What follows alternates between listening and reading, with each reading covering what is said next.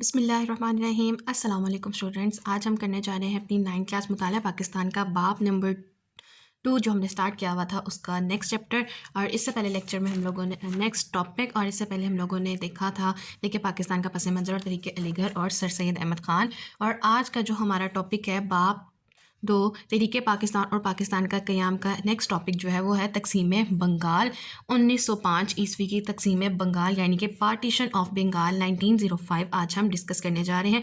उसी पैटर्न के मुताबिक हम लोग स्टार्ट करेंगे, रीड आउट करेंगे, MCQ शॉर्ट आंसर्स जो जो आते जाएंगे उसे मार्क करते जाएंगे। बोर्ड पॉइंट ऑफ व्यू से जो हमारे पास इंपॉर्टेंट में है आपको यही कहूँगी कि आप लोग साथ साथ मार्क करते रहें ताकि आपको लास्ट पे जब आप एग्ज़ाम्स की प्रिपरेशन करें तो आप लोगों को किसी भी किस्म की डिफ़िकल्टी से गुजरना ना पड़े। और इससे पहले वाले टॉपिक्स जिन्होंने नहीं देखे और उसमें कोई कन्फ्यूजन वगैरह हो रही हो तो आप लोग उस वीडियो को कंसल्ट कर सकते हैं। मैंने डिटेल के साथ हर चीज़ बताई है कि कौन सा पॉइंट हमारे पास इंपॉर्टेंट है फॉर द MCQs और शॉर्ट आंसर्स, और हमने लॉन्ग और एक शॉर्ट भी कवर किया था। तो चलिए स्टार्ट करते हैं आज का टॉपिक जो कि है हमारे पास तकसीम बंगाल 1905 पार्टीशन ऑफ बंगाल 1905।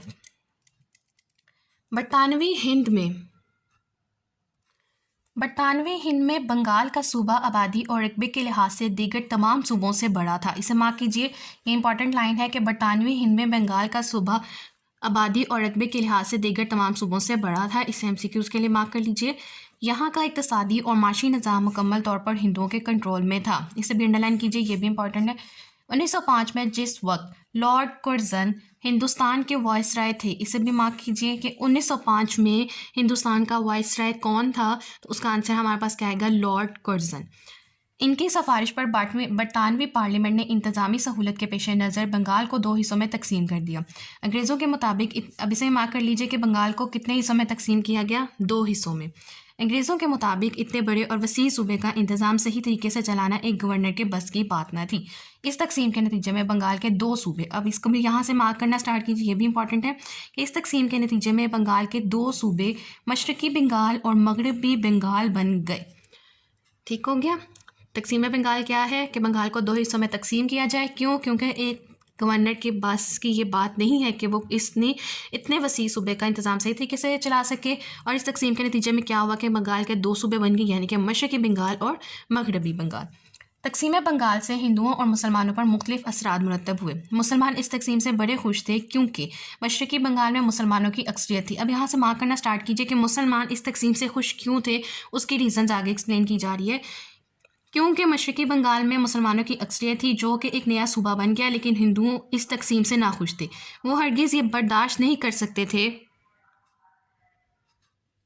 कि पूरे बंगाल पर इनकी इक़्तिसादी और सियासी अजरादारी और बालादस्ती ख़त्म हो जाए। यही वजह थी कि हिंदुओं ने तकसीम बंगाल को मानने से इनकार कर दिया। ये भी मार्क कर लीजिए कि हिंदुओं ने इस तकसीम को मानने से इनकार क्यों किया, कि उनके पूरे बंगाल पर इक़्तिसादी और सियासी अजरादारी और बालादस्ती ख़त्म हो रही थी।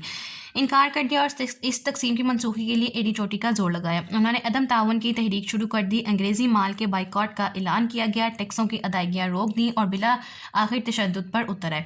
अब आप यहाँ से ये इंपॉर्टेंट है शॉर्ट क्वेश्चन के लिए कि हिंदुओं ने इस तकसीम बंगाल की जो तकसीम थी उसको मनसूख करने के लिए किस हद तक वो उतर आए थे, उन्होंने क्या स्टार्ट कर दिया था, क्या उन्होंने दुश्मनी जो थी वो लोगों के साथ मोल ली थी। उन्होंने क्या किया कि उन्होंने अदम ताउन की तहरीक शुरू की। सबसे पहला अंग्रेज़ी माल का बाइकॉट का ऐलान कर दिया, टैक्सों की अदायगियाँ रोक दी और बिला आखिर तशद्दुद पर उतर आए।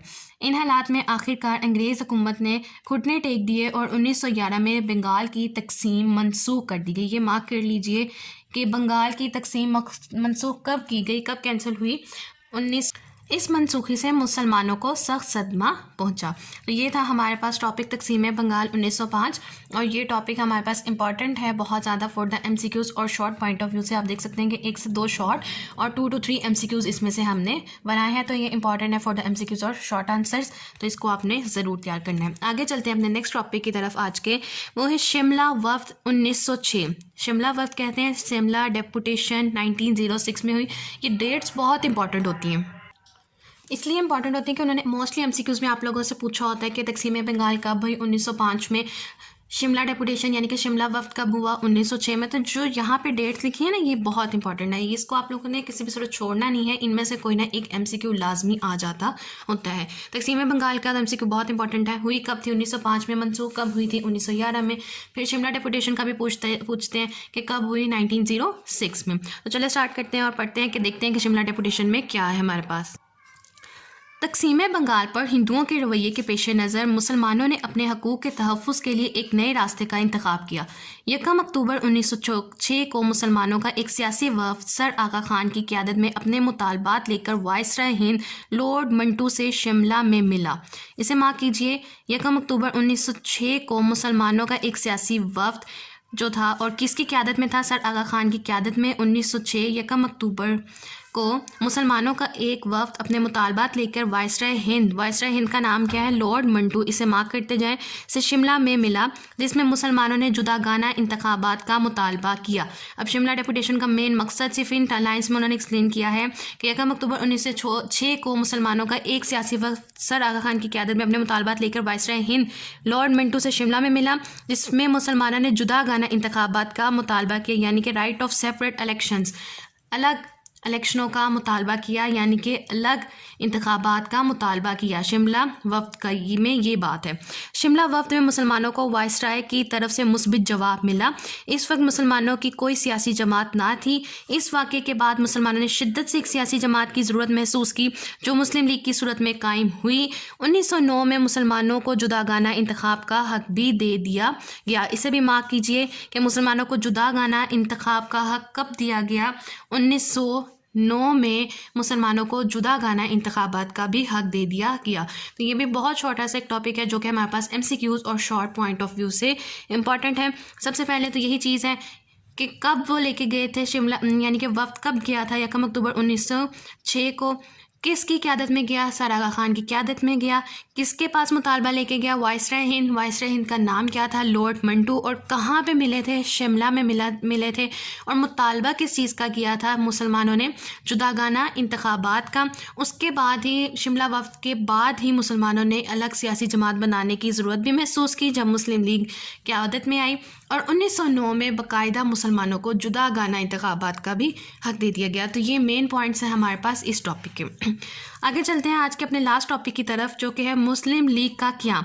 अब शिमला वफ़द देखें 1906 में हुआ, तभी उन्होंने ज़रूरत महसूस की कि हमें एक जो है पार्टी बनानी चाहिए, एक सियासी जमात बनानी चाहिए। तो 1906 में ही मुस्लिम लीग का क़याम किया गया।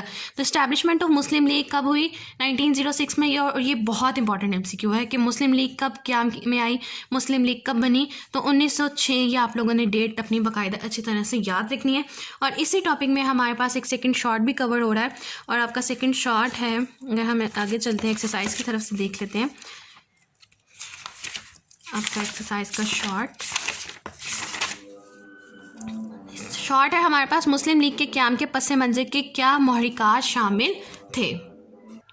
तो इस सेकंड शॉर्ट का आंसर भी हमारा इसी टॉपिक में कवर होगा। तो देखते हैं अपना नेक्स्ट टॉपिक, मुस्लिम लीग का क़याम 1906। 30 दिसंबर 1906 को ढाका में मुस्लिम लीग का क़याम अमल में आया। इसके क़याम के अहम महरिकात ये हैं, इसे मार्क कर लीजिए, ये हमारे पास इंपॉर्टेंट है कि 30 दिसंबर 1906 को ढाका में मुस्लिम लीग का क़याम अमल में आया। अब इसके हम देखते हैं कि अहम महरिकात क्या थे। सबसे पहला महरिक इसका ये है कि तकसीम बंगाल 1905 और हिंदुओं का रद्द अमल। नंबर 2 अंग्रेज़ों का रवैया। नंबर 3 मुसलमानों का एहसास से महरूमी और मुसलमानों को सियासी तौर पर नज़रअंदाज किया जाना। तो ये हमारे पास इंपॉर्टेंट है शॉर्ट आंसर, और आपका सेकेंड शॉर्ट भी है ये हमारे पास एक्सरसाइज का। तो मुस्लिम के क़याम कब हुआ? 30 दिसंबर 1906 को। कहाँ पे हुआ? ढाका में हुआ। और इसके क़याम के अहम महरिकात क्या थे? क्यों उन्होंने ज़रूरी समझा कि मुस्लिम लीग का क़याम अमल में लाया जाए? क्योंकि तक़सीम बंगाल 1905 हुई और उसमें मुसलमानों का रद्द-ए-अमल देखा गया कि उन्होंने क्या रद्द-ए-अमल ज़ाहिर किया था। फिर अंग्रेज़ों का रवैया जो मुसलमानों के साथ था, फिर मुसलमानों का एहसास महरूमी और मुसलमानों को सियासी तौर पर भी नज़रअंदाज करना। इन महरिकात की वजह से मुसलमान जो अंग्रेज़ और हिंदू ताउन की वजह से दब गए थे, मुतहरिक हुए और एक मुश्तरका सोच के दायरे में आ गए। मुसलमान लीडर इकट्ठे होकर वायसराय हिंद से मिलने शिमला गए। इसे मार्क कीजिए।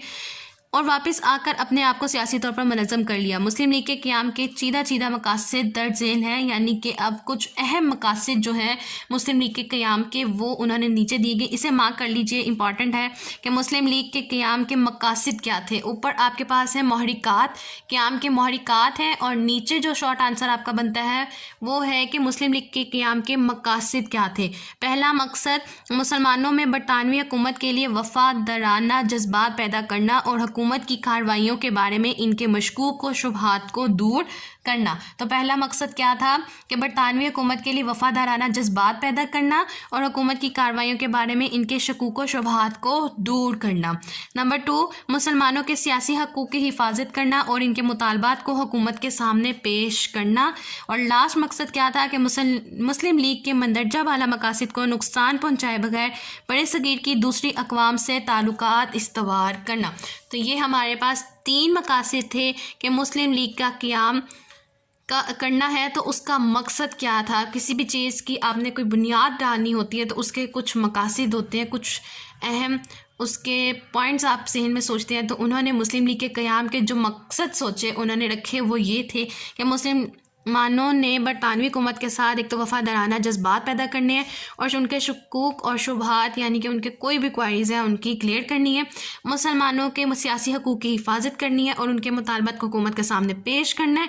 और लास्ट उनका मकसद ये था कि मुस्लिम लीग के बंदरजा वाला मकासद को नुकसान पहुँचाए बगैर बड़े सगीर की दूसरी अक़वाम से ताल्लुकात इस्तवार करना, यानी कि बड़े सगीर की दूसरी कौमों के साथ ताल्लुकात बनाना। तो स्टूडेंट्स, आज के इस लेक्चर में हम लोगों ने देखा तक़सीम बंगाल, शिमला वफ़द और मुस्लिम लीग का क़याम। तो आज के इस लेक्चर में हमने 3 टॉपिक्स कवर किए और मुझे उम्मीद है कि आप लोगों को आज का लेक्चर, आज के टॉपिक समझ आए होंगे। इन केस कोई क्वेश्चन है, कोई क्वेरी है या कोई ऐसी चीज़ जो मुझसे कहीं बताने में रह गई है तो आप ज़रूर मुझसे पूछ सकते हैं। और लास्ट में सिर्फ मेरी आपसे सिर्फ एक रिक्वेस्ट है कि काइंडली प्लीज़ चैनल को सब्सक्राइब कीजिए, सपोर्ट कीजिए, वीडियो को लाइक कीजिए और ज़्यादा से ज़्यादा आगे शेयर कीजिए and make the subscriber reach 1000 please. Thank you.